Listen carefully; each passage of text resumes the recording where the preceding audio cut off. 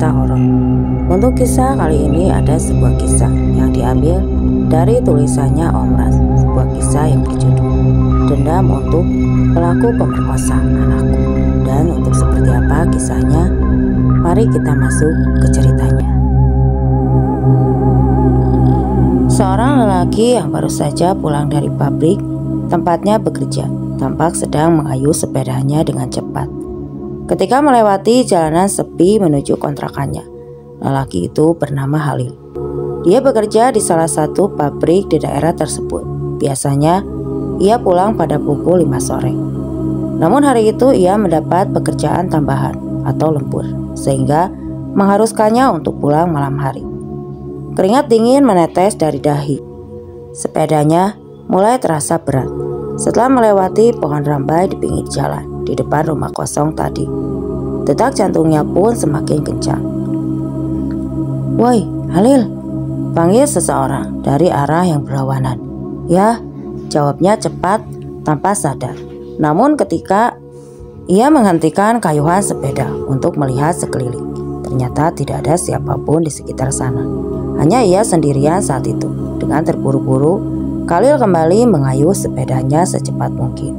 Hingga beberapa saat kemudian, dari arah depan jalan itu, ia melihat seseorang berdiri dengan memegang sebuah kepala di tangannya, yang seketika membuat Halil beserta sepedanya terjatuh. "Rahman!" panggil seseorang yang berlari ke arah kedua lelaki yang sedang berjaga di pos depan rumah besar tersebut. "Aduh, ada apa sih, Cuk?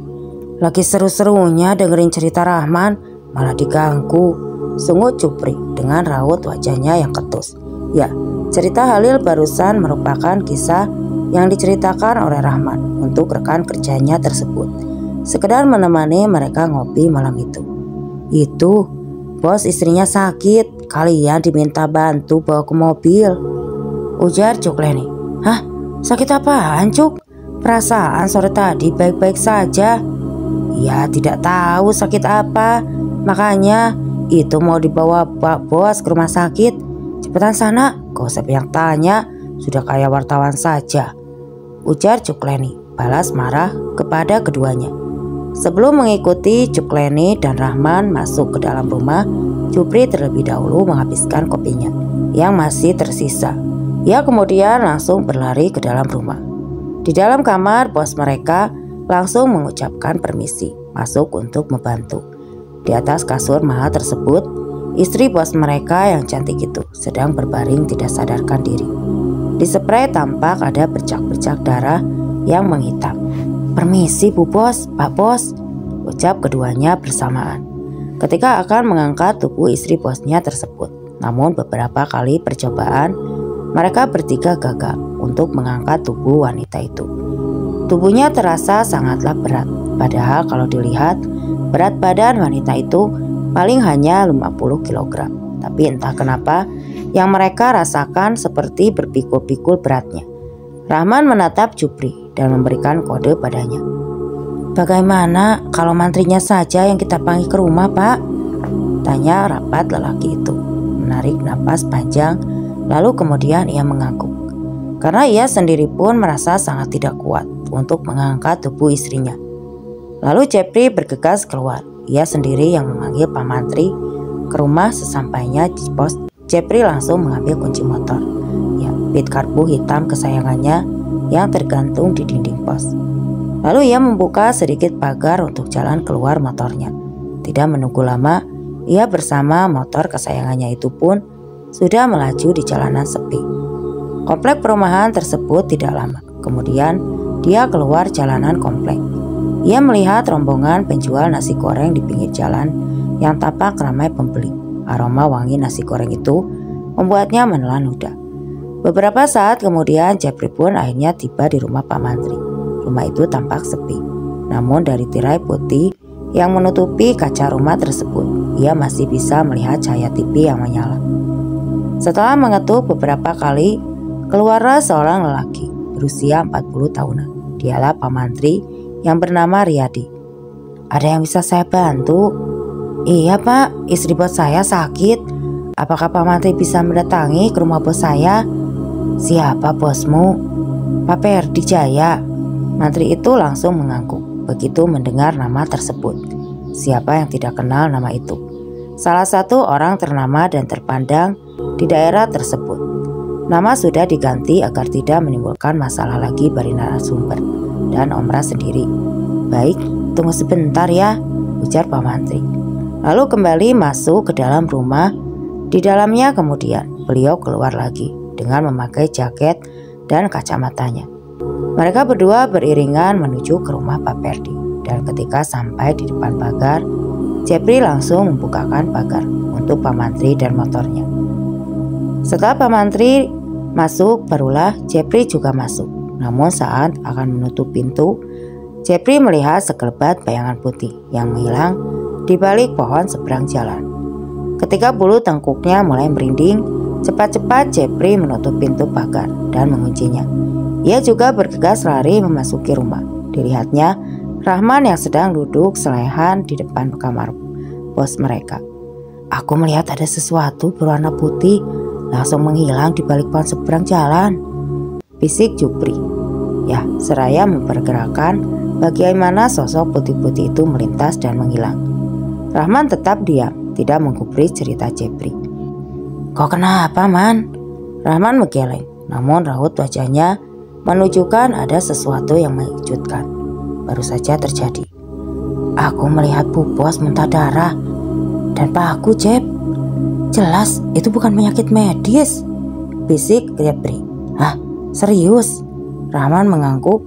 Di dalam kamar, Pak Mantri mengatakan kalau kemungkinan istri Pak Perdi itu terkena penyakit paru-paru dan disarankan untuk segera membawanya ke rumah sakit agar diperiksa lebih lanjut. Sebab alat-alat Pak Mantri hanyalah alat-alat biasa saja seperti beberapa jenis obat-obatan dan tensimeter. Maaf Pak Bos, berarti kita bisa minta bantuan Pak Mantri untuk mengangkat Bu Bos ke mobil, ujar Rahman. Pak Perdi mengangguk dan meminta tolong kepada Pak Mantri untuk membantu mereka mengangkat istrinya. Awalnya Pak Mantri kebingungan, namun karena yang meminta tolong adalah orang terpandang yang banyak uang, tentu Pak Mantri tidak berani menolak. Meski ia merasa aneh, kenapa harus berempat mengangkat wanita selangsing istri Pak Perdi itu. Akan tetapi raut wajahnya seketika berubah ketika mengangkat tubuh wanita tersebut. Beratnya sama sekali berbeda dengan apa yang dibayangkan. Tapi Pak Mantri tidak berani berkata apa-apa. Ia mencoba sekuat tenaga agar tubuh istri Pak Perdi bisa terangkat. Alhasil meskipun kesusahan, mereka berempat akhirnya berhasil membawa tubuh istri Pak Perdi ke dalam mobil. Dengan ditemani mereka pun melaju rumah sakit, meninggalkan Rahman, Jepri dan Pak Mantri yang masih ngos-ngosan mengatur napas. Kalau begitu saya pamit pulang ya. Sampaikan rasa terima kasih saya pada Pak Perdi, ujar Pak Mantri seraya mengantongi uang yang diberikan oleh Perdi tadi. Setelah kepergian Pak Mantri, Rahman langsung berlari ke arah rumah. Setelah menutup pintu rumah tersebut, Rahman kembali ke pos jaga. Ketika baru saja duduk, Jepri langsung memberondong Rahman dengan pertanyaan serius. Man, tadi kau lihat Bu Bos muntah paku ya? Tapi oleh Pak Perdi paku-paku itu langsung dibuang. Serem juga ya. Berarti ada kemungkinan kalau Bu Bos terkena santet. Iya kan? Secara mereka kan kaya raya. Jelas pasti banyak saingan dan orang-orang iri, ujar Jepri. Rahman menatap Jepri sebentar. Lalu ia kembali mengalihkan pandangannya ke arah lain. Entahlah Jep, tapi kalau memang itu ulah saya, hanya kenapa malah Bos yang kena? Kenapa tidak sekalian Pak Bosnya ya? Pikiranmu pendek sekali, seperti sungguh petasan. Ya jelaslah istrinya yang paling dulu dijadikan target.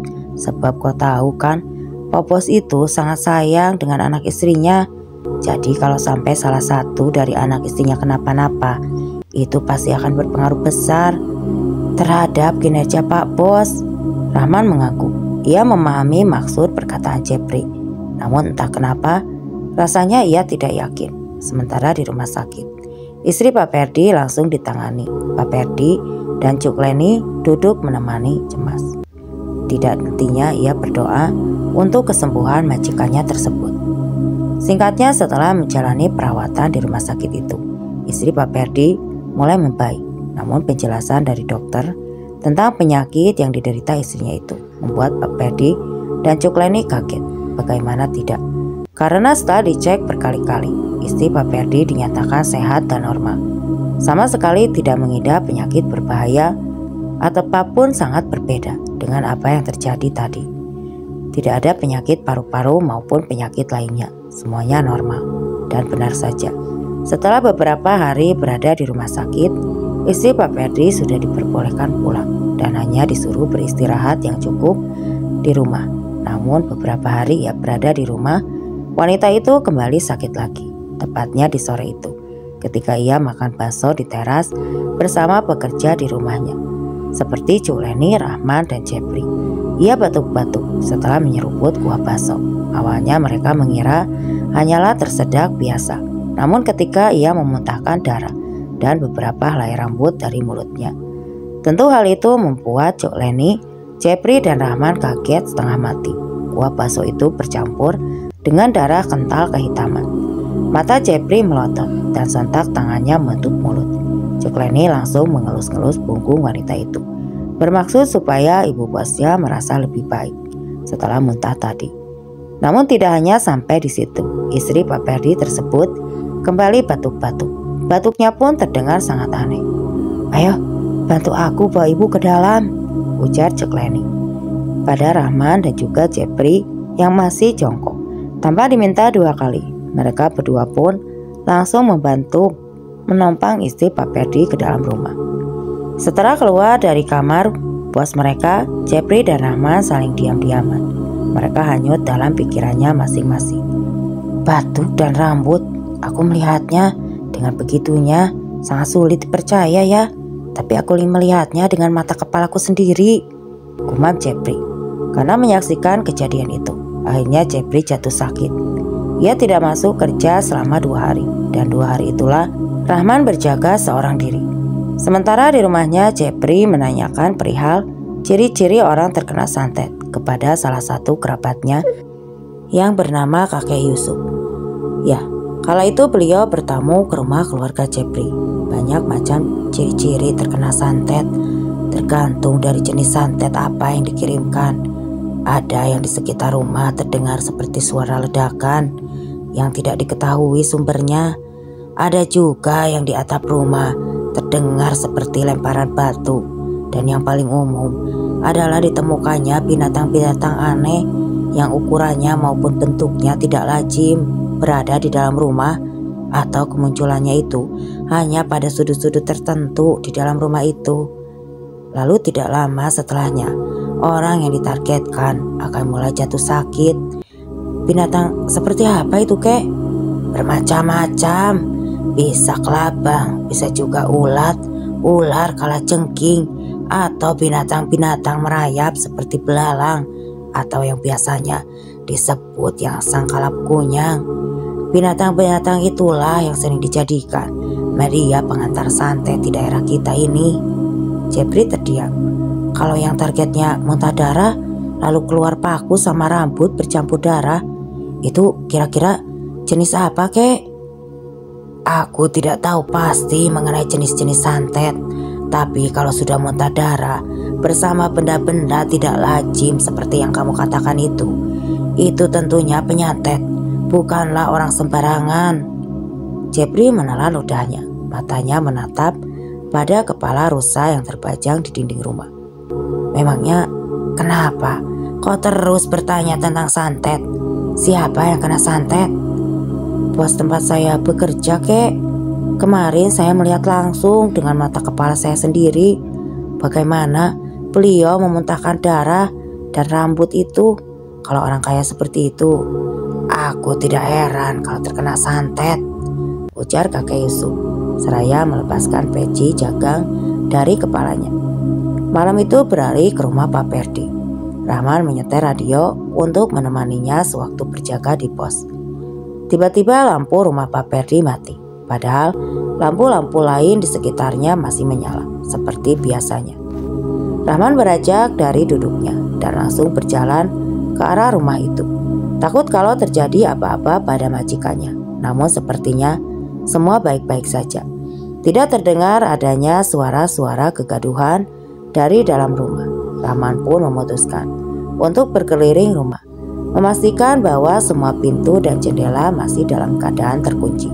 Berbekal senter di tangannya, Rahman mulai berkeliling rumah. Senternya yang menyala terang diarahkan ke sana kemari, dan tidak lama kemudian langkahnya terhenti ketika dia melihat seekor ular berwarna hitam legam melintas di depannya. Ular itu lalu menghilang ketika sampai di dinding tembok rumah Pak Perdi, membuat bulu kuduknya sedikit meremang. Langkahnya setelah aman meneruskan langkahnya, berusaha menganggap apa yang dia lihat tadi hanyalah sebagian dari halusinasinya saja. Akan tetapi kali ini langkahnya kembali terhenti ketika laki-laki itu melihat ular yang sama persis melintas di depannya. Rahman pun berusaha mencari-cari kayu di sekitarnya untuk mengusir ular aneh tersebut, namun belum lagi sempat menemukan kayu. Ular itu kembali menghilang di dinding rumah Pak Perdi. Kali ini sebelum melanjutkan langkahnya terlebih dahulu, Rahman mencari kayu yang sekiranya nanti bisa digunakan untuk memukul ular yang dirasakan akan kembali muncul di depannya. Benar saja dugaannya. Tidak berapa lama ia melangkah, ular yang sama kembali muncul. Kali ini tanpa babi bu lagi. Rahman langsung memukul ular tersebut dengan kayu yang ia bawa. Setelah benar-benar yakin kalau ular itu sudah mati, Rahman mendekatinya. Ia melihat di bagian perut ular ada garis lurus membelah perutnya berwarna kuning tua. Namun ketika akan menyentuh ular itu, sebuah ranting senter yang ia pegang mendadak mati, dan bersamaan dengan senternya yang kembali menyala, lampu di rumah Pak Perdi pun juga menyala. Namun bangkai ular yang tadi ia bunuh lenyap, hilang tidak tahu kemana. Seketika bulu kuduk Rahman mulai meremang. Ia langsung berbalik, kemudian berlari ke arah pos. Malam itu benar-benar mencekam. Bahkan suara kendaraan melintas di depan rumah pun tidak ada sama sekali. Jepri, bagaimana mungkin sih dia jatuh sakit setelah melihat ibu bos muntah darah waktu itu? Coba saja kalau kau di sini malam ini, tentu pos tidak sepi begini, gumam Rahman ketika ia hendak menyeruput kopinya yang tinggal sejari. Rahman tiba-tiba tersedak karena ia mendengar suara desisan ular persis di belakang tengkuknya. Akan tetapi ketika ia berpaling, tidak ada apapun di belakangnya. Lagi pula aneh rasanya jika ada ular yang berdesis di belakangnya. Sementara ia saat itu duduk di atas kursi, Rahman menjadi sedikit lega. Ia lalu kembali menyetel radio dengan volume yang lumayan kencang. Suara siaran radio tiba-tiba saja berubah, gemersik dengan lama-lama terdengar seperti suara lain. Suara seorang perempuan yang membaca sesuatu dalam bahasa daerah mereka. Alis Rahman mengkerut. Sejak kapan pula di siaran radio ada yang seperti ini? Ujarnya sembari mencari-cari channel radio yang sebelumnya ia dengarkan. Namun anehnya, semua saluran radio menjalankan suara yang sama. Akhirnya karena ia tidak juga bisa menemukan siaran radio sebelumnya itu, membuat Rahman memilih untuk mematikan radionya. Malam itu terasa waktu begitu lama berlalu. Sesekali Rahman menatap rumah Pak Perdi, berharap ada seseorang yang keluar dari dalam rumah, sekedar untuk mengurangi rasa takutnya pada saat itu. Dari arah jalanan luar terdengar suara kendaraan yang semakin mendekat dan kemudian singgah di depan pagar. Rahman, buka pagarnya man, panggil seseorang dari luar pagar. Jepri. Rahman lalu bergegas keluar dari pos dan berlari menuju pagar. Di sana ia melihat Jepri di atas motornya dengan mengenakan jaket tebal dan celana panjang. Rahman terlihat sumringah menyambut kedatangan temannya itu. Kau sudah sehat? Masih meriang man, tapi aku terus kepikiran kau, makanya aku datang juga malam ini, ujar Jepri. Setelah keduanya berada di dalam pos, Rahman melihat ke arah jam tergantung di dinding pos masih menunjukkan pukul 10:30 malam. Aku senang sekali kau datang, Jep. Tadi aku di sini sudah hampir. Rahman terdiam. Ia tidak melanjutkan perkataannya, membuat alus Jepri tampak berkerut. Apa? Tidak, bukan apa-apa. Oh ya, kau di sini sampai pagi kan? Ya, tentu saja. Memangnya kenapa? Rahman tersenyum sembari menggelengkan kepalanya. Ia enggan menceritakan apa yang baru saja ia alami. Tapi pada Jepri ia takut. Kalau ia ceritakan pada Jepri, temannya tersebut akan pulang dan meninggalkan dia sendiri di pos malam itu. Kau mau kopi? Boleh. Aku rasa bu bos kita memang terkena santet. Iya, aku tahu. Aku juga yakin. Ya, begitu. Lalu Jepri menceritakan informasi yang ia dapatkan dari kakek Yusuf sebelumnya tentang ciri-ciri terkena santet. Aku baru saja melihat ular, Jep. Ularnya berwarna hitam legam dan menghilang seakan masuk ke dalam dinding tembok. Serius? Iya, aku melihat ular itu sekitar 3 ekor. Ukuran dan warnanya sama, Jep. Sampai-sampai aku berpikir itu adalah ular yang sama, tapi munculnya di tempat yang berbeda. Menurutmu, apa itu termasuk ciri-ciri binatang kiriman ya? Aku tidak tahu, tapi aku rasa iya, jawab Jepri. Bergidik, matanya beralih menatap ke arah rumah besar nan mewah itu kini tampak menyeramkan. Bayangan kejadian-kejadian yang aneh yang menimpa bos mereka membuat keduanya semakin ketakutan. Bagaimana kalau kita usulkan bos untuk berobat ke orang pintar saja? Tanya Rahmat. Tapi apa mereka percaya hal-hal seperti itu? Kita coba saja. Kalau tidak dicoba, mana kita tahu kan kalau bos percaya atau tidak. Jepri mengangguk tanda setuju dengan apa yang dikatakan oleh Rahmat. Singkat cerita, keesokan paginya ketika bos mereka baru saja hendak pergi, Rahman dan Jepri langsung menghampiri Pak Perdi. Kamu sudah sehat ya Pri? Kalau memang masih tidak sehat, jangan dipaksakan dulu masuk kerja. Nanti bisa semakin parah sakitmu. Iya Pak, saya sudah sehat. Saya sedikit meriang saja, jawab Jepri tersenyum. Ia memang sangat kagum dengan bosnya itu. Tidak hanya kaya raya, tapi juga sangat baik hati. Ia juga sangat perhatian atas kesehatan bawahan-bawahannya.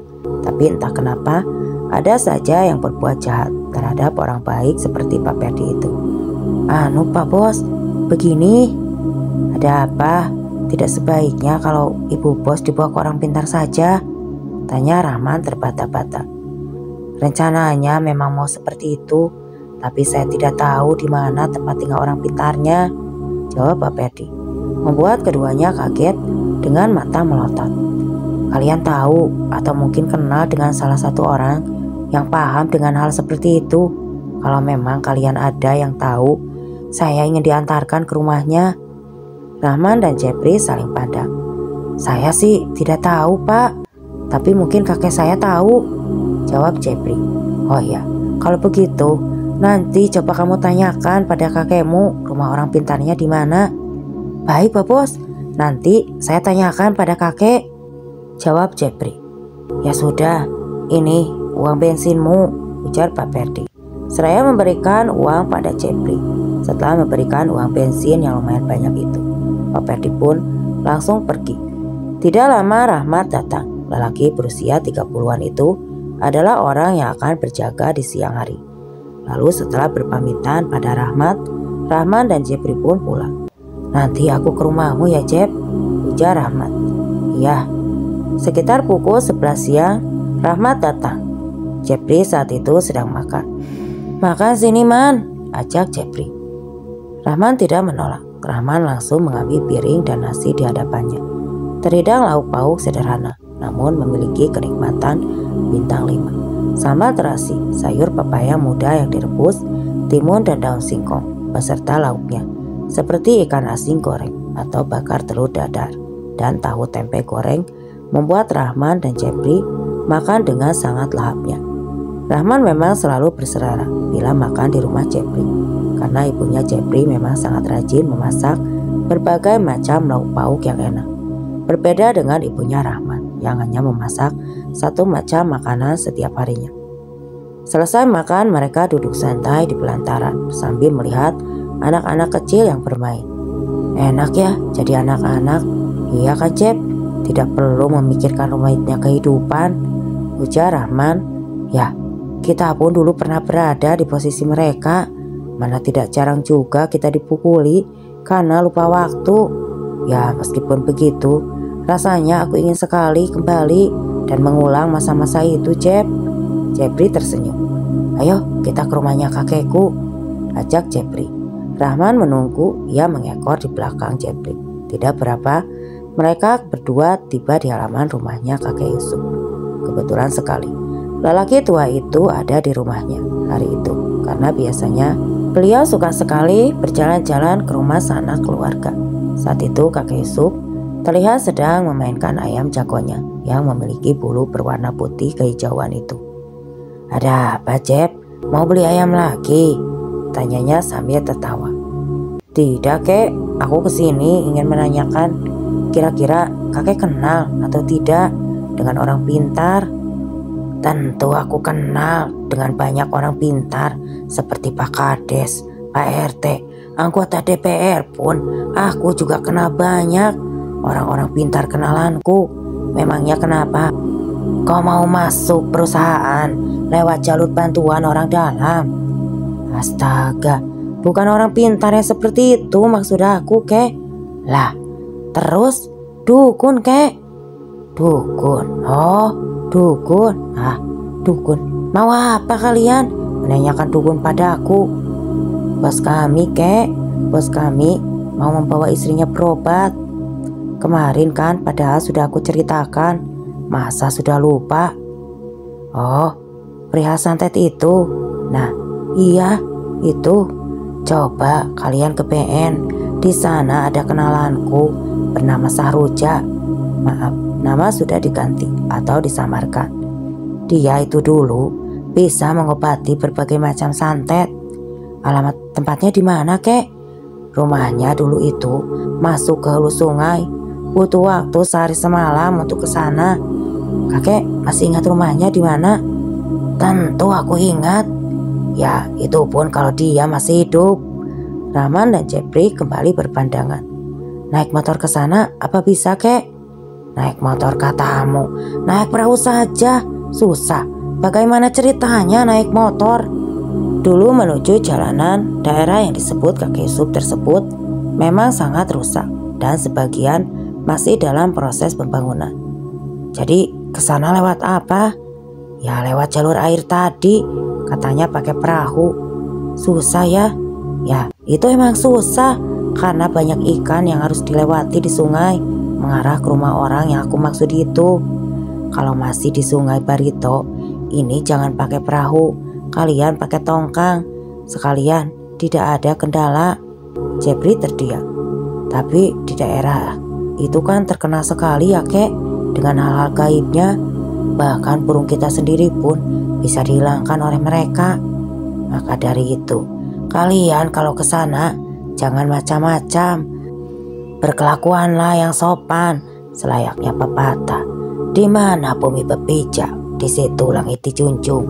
Aku ini dulunya itu perantauan juga, tapi tidak pernah berkelakuan aneh-aneh yang memicu emosi orang-orang di desa yang aku tempati. Kita sopan, orang pun segan. Iya, betul, kek. Jadi, kapan kalian akan ke sana? Tanya kakek Yusuf. Wah, kami tidak tahu juga, kek. Yang pasti kami akan sampaikan dulu tentang ini ke bos kami. Dan semisal beliau meminta diantarkan, apakah kakek bersedia mengantarkannya?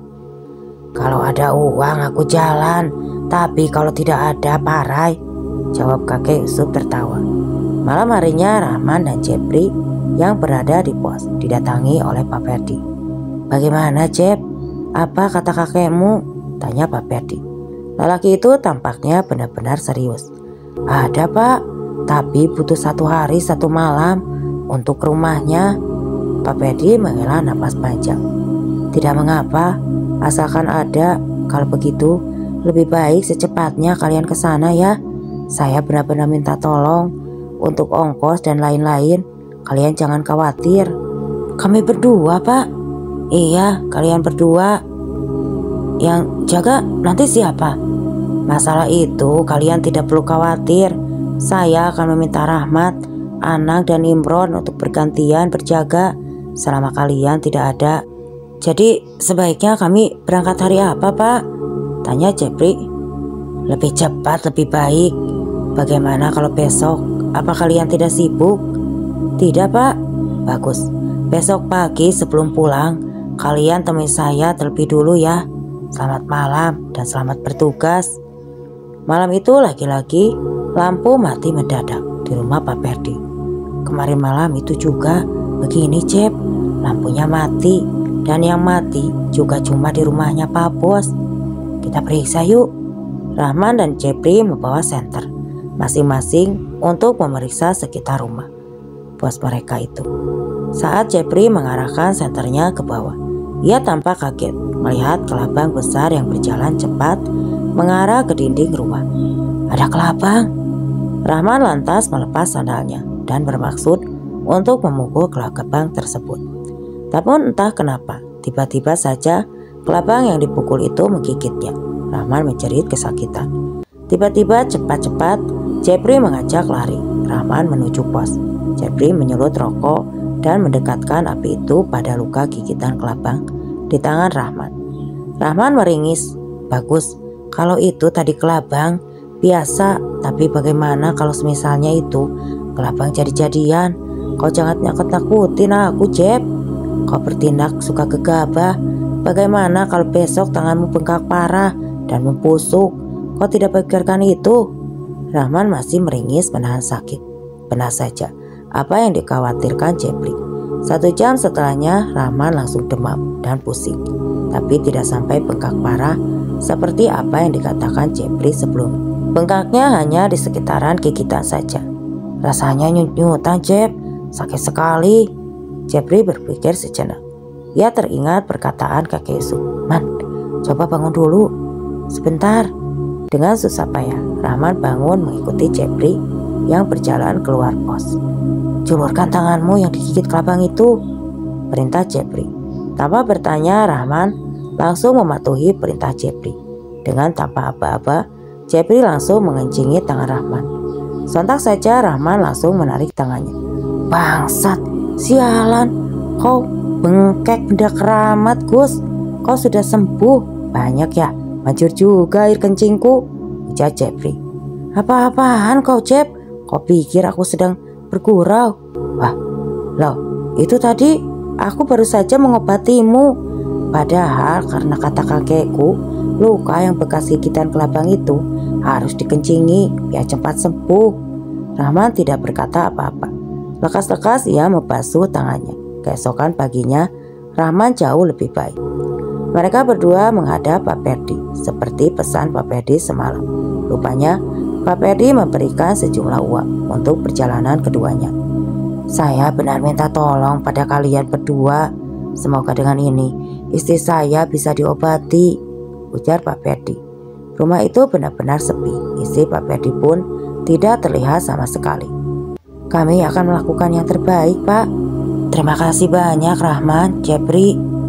Selesai membereskan barang bawaan mereka masing-masing, Jepri dan Rahman pun pergi ke rumah kakek Yusuf. Setelah memberikan sejumlah uang kepada kakek Yusuf, mereka bertiga pun akhirnya berangkat menuju BN.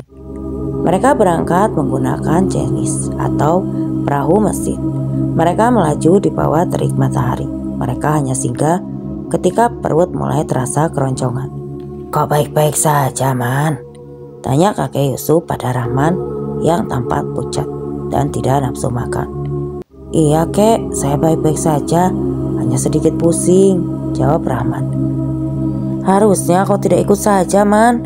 Wajahmu pucat dan badanmu panas begini, ujar Jepri. Tidak apa-apa, Jep, aku baik-baik saja. Ya, yang membawa mereka mulai memasuki sungai kecil. Di kiri dan kanan sungai itu hanya pohon-pohon besar dan tinggi. Tidak ada rumah ataupun perkebunan di sana. Tadi di BN, kenapa cuma lewat saja, Kek? Tanya Jepri. Kita mau ke rumahnya temanku. Itu, nah, jalan menuju rumahnya memang lewat sungai ini dan sungai ini. Memang masih masuk wilayah BN. Jepri mengangguk. Hari sudah mulai sore. Kita tidak bisa melanjutkan perjalanan malam ini lewat sungai ini. Di hulu banyak ikan yang bisa membuat kita karam. Jadi kita akan menginap di sini saja untuk malam ini, ujar kakek Yusuf. Di pinggir sungai ini, kek? Tanya Jepri memastikan. Kakek Yusuf mengangguk. Ikat tali sisnya, Jepri, perintah kakek Yusuf. Jepri melompat turun. Ia langsung menarik cisnya ke arah pohon mondok yang menjuntai ke air untuk mengikat tali cis pada pohon tersebut. Nah, di situ bersih, tidak ada kayu-kayu ataupun tumbuhan. Bagus untuk mendirikan pondok, ujar kakek Yusuf menunjuk ke pinggir sungai. Tapi tidak bawa terpal, kek? Itu ada di depan, kau tinggal buat saja pondoknya. Aku mau mencoba memasang pancing di hilir tadi. Akhirnya mau tidak mau, Jepri mulai membuat pondok untuk mereka beristirahat. Sementara Rahman tiduran di dalam cis. Saat pondok sederhana itu selesai dibuat, kakek Yusuf kembali membawa beberapa ekor ikan bau yang lumayan besar. Hasil pancingan banyak sekali ikannya di sana, Jep. Lihat, aku dapat banyak. Iya, kek. Nah, sekarang aku mau masak nasi dulu, ujar Jepri. Jepri berjalan ke arah cis untuk mengambil beras. Mereka tampak Rahman masih tertidur nyenyak di dalam cis. Pondok kita sudah selesai, jadi lebih baik kau pindah tidur dulu di pondok sana, ujar Jepri membangunkan temannya itu. Maaf ya, Jep, aku tidak bisa membantumu. Ya sudah, gak apa-apa. Hari sudah gelap ketika nasi yang dimasak oleh Jepri hampir matang. Sementara kakek Yusuf sibuk membakar ikan bau untuk lauk pauk makan mereka. Ya, ketika nasi dan ikan baung bakar sudah siap disantap, mereka bertiga pun makan dengan lahap. Kakek Yusuf makan dengan kuah air sungai yang dikasih sedikit garam. Selesai makan, mereka bertiga beristirahat. Akan tetapi, saat tengah malam Jepri terbangun karena perutnya sakit ingin BAB. Namun saat selesai BAB, Jepri mencium aroma kencur yang sangat menyengat dari dalam hutan. Ia mengingat-ingat pertanda apakah gerangan bau kencur itu. Dan ketika ia teringat akan sesuatu, Jepri lantas berlari ke arah pondok, membangunkan kakek Yusuf dan Rahman yang masih terlelap. Wajahnya pucat sekali, apalagi saat ia menyadari hanya mereka bertiga yang berada di tempat itu. Ada apa? Tanya kakek Yusuf. Itu, ada ikan yang nyamar kotoranku tadi, ujar Jepri terbata. Kakek Yusuf yang tahu maksud perkataan Jepri langsung duduk. Ia mengeluarkan seruan Sri Angau dari dalam kopea. Konon biasanya jika ada bau kencur yang menyengat di tengah hutan adalah pertanda adanya sosok makhluk halus yang bisa kita kenal dengan sebutan kuntilanak. Sementara jariang adalah tumbuhan yang daunnya mirip serai dan memiliki bau khas yang sangat dibenci oleh kuntilanak. Kakek Yusuf meremas-remas jariang halus tersebut dengan jarinya, dan tidak lama kemudian bau kencur yang tadi sangat menyengat kini mulai menghilang. Di hutan Kalimantan kita tidak boleh menyebut nama-nama makhluk seperti kuntilanak dan lain-lain, ataupun jika kita mendengar suara-suara yang aneh-aneh, kita tidak boleh sekalipun menegur ataupun menanyakan tentang suara itu. Jadi harus menggunakan kode yang hanya teman kita yang memahami untuk memberitahukan kepada teman bahwa ada sesuatu yang tidak beres di sekitar kalian. Di hutan Kalimantan juga tidak boleh membakar acan ikan, bahan ikan saluang, ataupun ikan-ikan yang memiliki belang di sisiknya, karena itu akan mengundang kawanan macan. Berdatangannya macan yang dimaksud di sini bukan hewan buas, melainkan makhluk halus yang bisa memangsa manusia. Mereka biasanya berkawan dan suka menyamar di antara manusia-manusia yang berada di hutan. Kalau sedang di hutan, kami biasanya menyebut mereka dengan sebutan buntut panjang atau awen buntut panjang. Jepri menarik napas lega. Keesokan paginya setelah selesai sarapan, mereka pun kembali melanjutkan perjalanan. Benar saja, apa yang dikatakan oleh kakek Yusuf kemarin. Baru beberapa ratus meter ke hulu, mereka sudah dihadapkan dengan ikan. Tentu saja, kakek Yusuf sangat handal dalam melewati ikan, sehingga mereka bertiga tidak perlu main sung atau mengangkat cis. Namun ketika tiba di Kongkong yang sudah sangat dekat dengan rumah Saruja, Mereka bertiga terpaksa main sung atau mengangkat cis agar bisa melewati kongkong tanpa merusak cis. Singkat cerita, pukul 4 sore kira-kira mereka pun sampai di lanting kecil tempat Saroja meletakkan cis, dan tidak jauh dari sana terlihat sebuah rumah kayu yang lumayan tinggi berdiri. Kedatangan mereka disambut oleh gonggongan beberapa ekor anjing milik tuan rumah. Anjing itu nampak galak, namun ketika kakek Yusuf memperlihatkan telapak tangannya pada anjing-anjing itu, mereka pun mundur. Jepri bergelayut dengan Rahman sambil sesekali ia memburu anjing yang hendak mendekatinya. Ketakutan melihat wajah ganas anjing-anjing tersebut. Sontak saja kelakuan Jepri itu ditegur keras oleh Rahman yang takut kalau hal tersebut akan menyinggung pemilik anjing tersebut. Pintu diketuk oleh kakek Yusuf, namun tidak ada jawaban dari dalam. "Kemana orangnya, kek?" tanya Rahman. "Mungkin belum pulang dari kebun," jawab kakek Yusuf sembari duduk bersandar melepas lelah.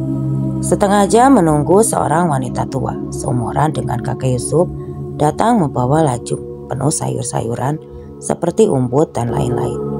Jepri dan Rahman saling pandang, tidak percaya yang mereka datangi sejauh ini adalah seorang nenek tua. "Ini benar orangnya, kek?" tanya Jepri memastikan. "Iya." Nenek tua itu tersenyum dan tampak sangat akrab mengobrol dengan kakek Yusuf. "Aku sudah ada perasaan kalau akan ada tamu jauh yang datang kemari. Makanya aku mencari sayur-sayuran untuk menjamu tamu-tamuku," ujar nenek Saroja. "Apa kau yakin ini nenek bisa mengobati istri Pak Bos?" tanya Jepri berbisik kepada Rahman. Rahman mengelak. "Entahlah Jep, tapi kita jangan menilai seseorang yang hanya dari luarnya saja. Siapa tahu kalau nenek ini ilmunya memang tinggi," balas Rahman berbisik. "Aku berharap memang begitu," ujar Jepri saat berada di dalam rumah nenek Saroja, menatap lekat pada Rahman. "Kemari," perintahnya pada Rahman. "Saya, Nek?" tanya Rahman memastikan. "Tanganmu masih sakit?" tanya nenek Saroja. Tiba-tiba yang tentu saja membuat Rahman dan Jepri terbelalak kaget. "Tangan, Nek?" "Iya, tanganmu yang terkena gigitan kelabang itu." "Hah? Bagaimana nenek tahu?" tanya Jepri dengan mata melotot. Tanpa menjawab pertanyaan Jepri, nenek Saroja menarik tangan Rahman dan mengeluarkan sepa sirih dari dalam mulutnya, lalu menempelkan sepa itu ke luka bekas gigitan kelabang di tangan Rahman. Rahman merasa luka itu berkedut-kedut dan sangat nyeri sekali, sampai-sampai ia meringis kesakitan dibuatnya. "Kau termasuk kuat, Cuk.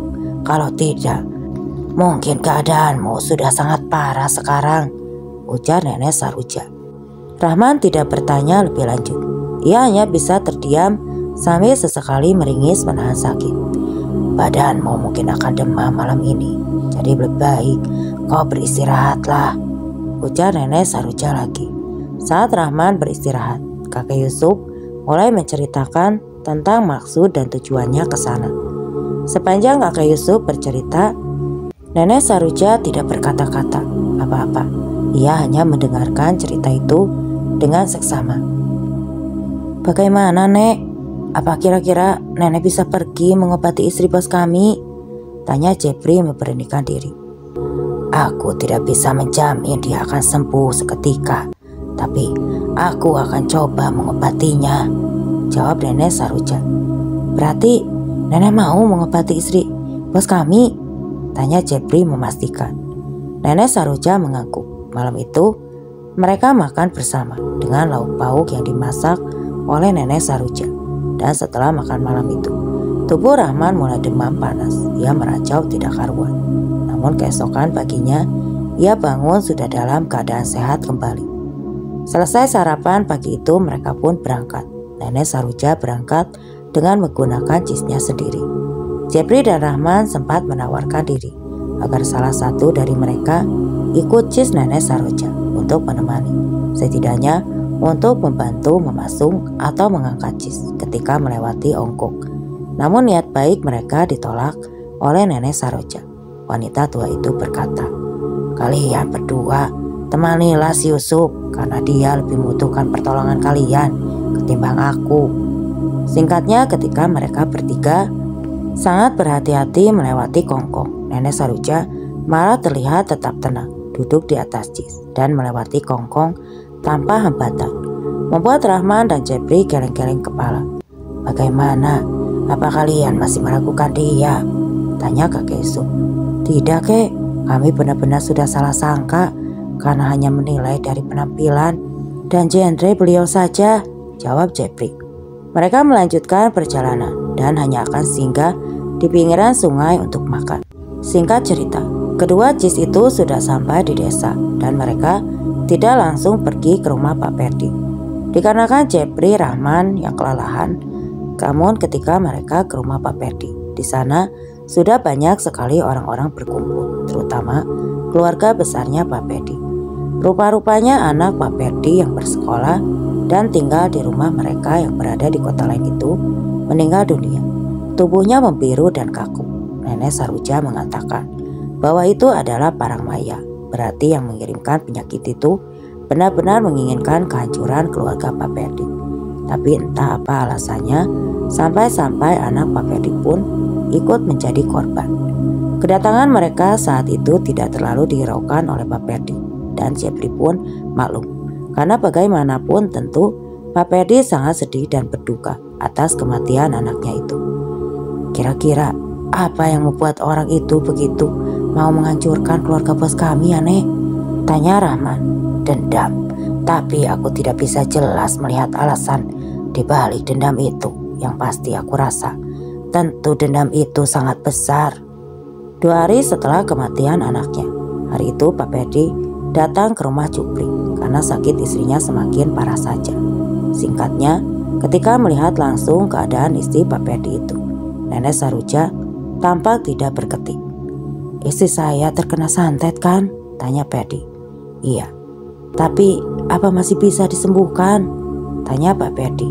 Penuh harap, Nenek Saroja menarik napas panjang sebelum menjawab pertanyaan itu. Aku akan mencoba, tapi jangan terlalu berharap dengan hasilnya, karena yang aku lihat istrimu ini sudah sangat parah.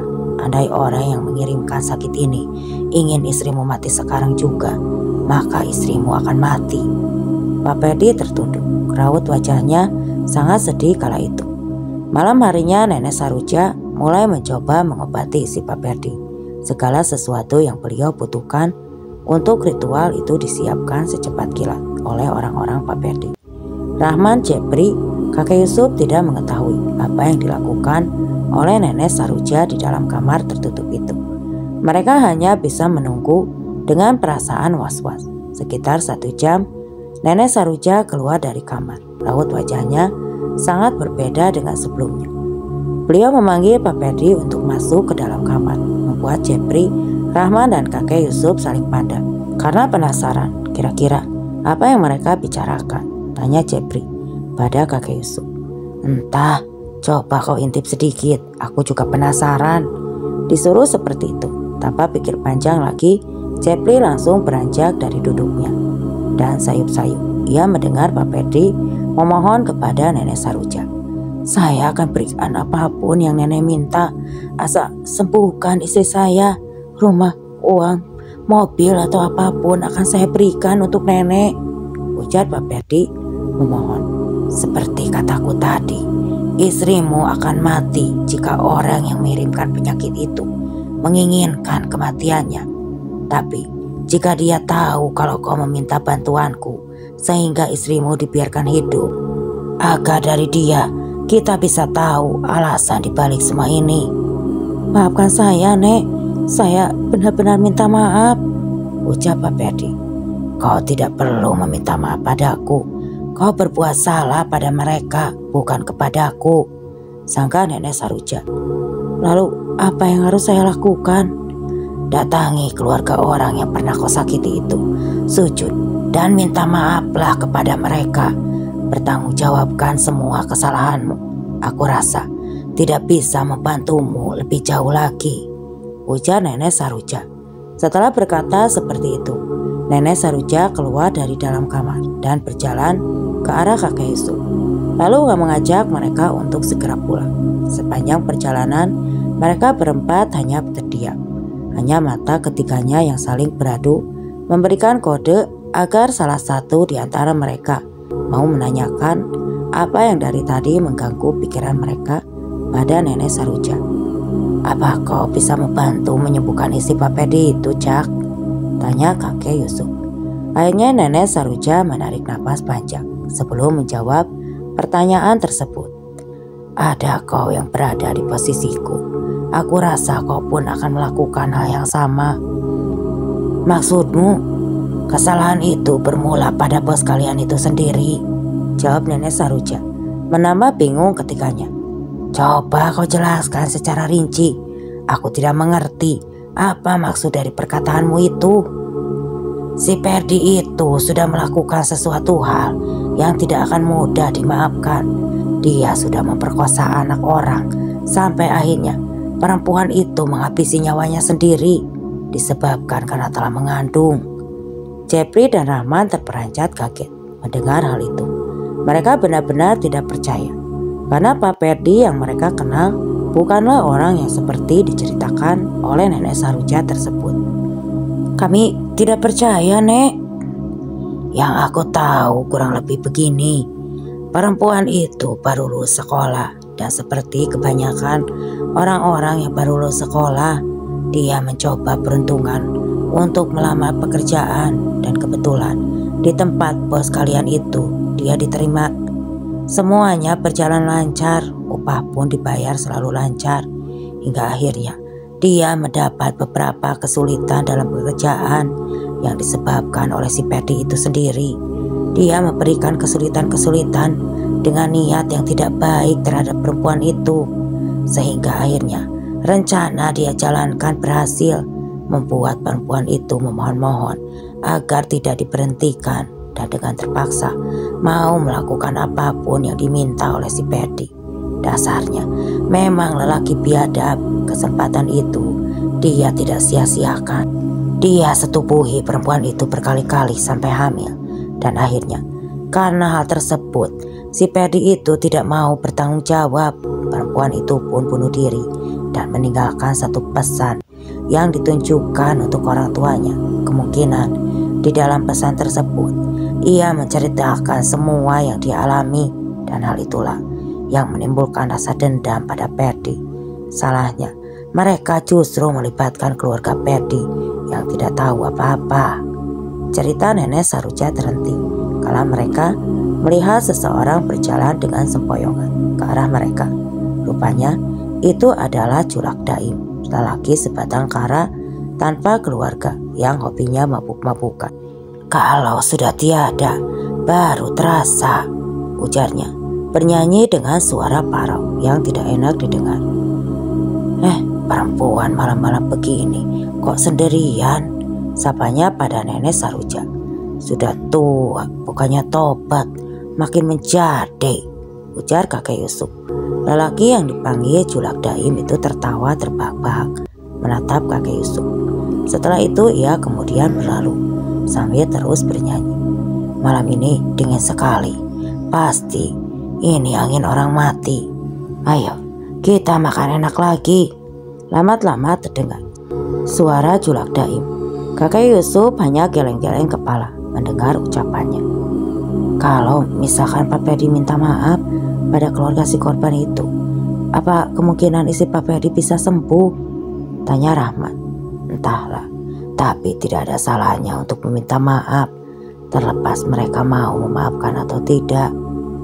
Singkatnya, setelah sampai di rumah, Nenek Saroja langsung meninggalkan mereka bertiga yang masih mengobrol di luar. Di dalam ruangan tersebut, Nenek Saroja langsung menghidupkan parafin dan kemenyan. Beliau duduk bersila dengan mata tertutup. "Kira-kira Nenek Saroja kenapa ya?" tanya Jepri pada kakek Yusuf. Ya, kakek Yusuf mengangkat tubuhnya, lalu perlahan beliau beranjak untuk mengintip apa yang sedang dilakukan oleh Nenek Saroja. Jepri menyenggol lengan Rahman yang duduk di sebelahnya, memberi isyarat pertanyaan. Namun sama seperti Jepri, Rahman pun tidak mengetahui apa yang sedang terjadi. Kakek Yusuf masih memperhatikan Nenek Saroja yang tampak tengah duduk bersila di depan parapin tersebut. Entah apa yang sedang beliau lakukan, tapi kakek Yusuf yakin itu pasti ada hubungannya dengan istri Pak Perdi. Malam semakin larut, udara dingin kian terasa menusuk. Di dalam rumah kakek Yusuf, Jepri dan Rahman masih duduk menunggu kemunculan Nenek Saroja. Tiba-tiba dari dalam ruangan tadi terdengar suara batuk Nenek Saroja. Saat karena khawatir ketiganya langsung beranjak untuk memeriksa apa gerangan yang terjadi di dalam. Tampak di dalam ruangan itu pria duduk berselonjoran kaki dengan kedua tangan ke belakang menyangga badan. Keringat memenuhi wajahnya yang keriput. Gelang napasnya pun terdengar. "Apa yang terjadi, Nek?" tanya Rahman. "Istri bos kalian itu sudah mati." Jawabannya membuat Jepri dan Rahman ternganga. "Hah? Nek, jangan bercanda, Nek," ujar Jepri. "Kau pikir aku sedang bercanda? Buat apa aku mempercandakan nyawa seseorang? Bodoh." Jepri terdiam. Ia tidak berani berkata apa-apa lagi setelah dibentak seperti itu oleh Nenek Saroja. Dan keesokan paginya, apa yang dikatakan Nenek Saroja terbukti. Istri Pak Perdi sudah meninggal. Di saat acara pemakaman, banyak sekali orang-orang hadir, termasuk Nenek Saroja yang melihat dari kejauhan. Namun ada yang aneh pada tatapan beliau. Sedari awal datang, mata beliau terfokus pada salah seorang yang hadir di acara pemakaman itu. "Ada apa dengan orang itu, Jak?" tanya kakek Yusuf. "Dialah orangnya." Mendengar jawaban singkat itu, kakek Yusuf langsung paham. Memang benar, orang tersebut adalah orang tua gadis yang dikabarkan meninggal karena bunuh diri itu. "Oh, jadi mereka," gumam kakek Yusuf. Wajahnya tampak ekspresi. Dia mematung berdiri di sana, namun dapat disimpulkan dari tatapan matanya. Ia terlihat sangat puas dengan apa yang menimpa keluarga Pak Perdi. Dan ketika acara selesai, orang itu berjalan menghampiri Nenek Saroja. Dia pantas mendapatkan semua itu agar dia bisa merasakan bagaimana sakitnya kehilangan orang yang paling berharga, fisik orang tersebut. Tapi kau salah. Kenapa kau libatkan keluarganya yang tidak tahu apa-apa? Harusnya kau bunuh saja pelakunya, jangan keluarganya. Di matamu mungkin aku salah, tapi menurutku aku sudah benar. Orang seperti itu tidak pantas langsung mati, tapi dia harus merasakan apa yang aku rasakan ketika melihat anakku mati, melihat orang-orang terkasihnya mati di depan mata disebabkan oleh kesalahannya akan jauh lebih menyiksa. Lanjut orang itu. Mendengar perkataan orang itu, Nenek Saroja hanya bisa menggeleng. Ia tidak tahu lagi harus berkata apa, karena bila dendam sudah memuncak, apapun pasti akan dilakukan, dan yang salah pun akan tetap benar di mata mereka. Dan pada akhirnya, usaha Pak Perdi bangkrut. Dia juga sakit-sakitan sehingga meninggal dunia, menyusul anak dan istrinya. Oke teman-teman, sekian untuk kisah kali ini. Semoga apa yang saya sampaikan dalam kisah ini dapat dijadikan pelajaran untuk kita semua. Dan bagi teman-teman yang baru bergabung, terima kasih. Wassalam.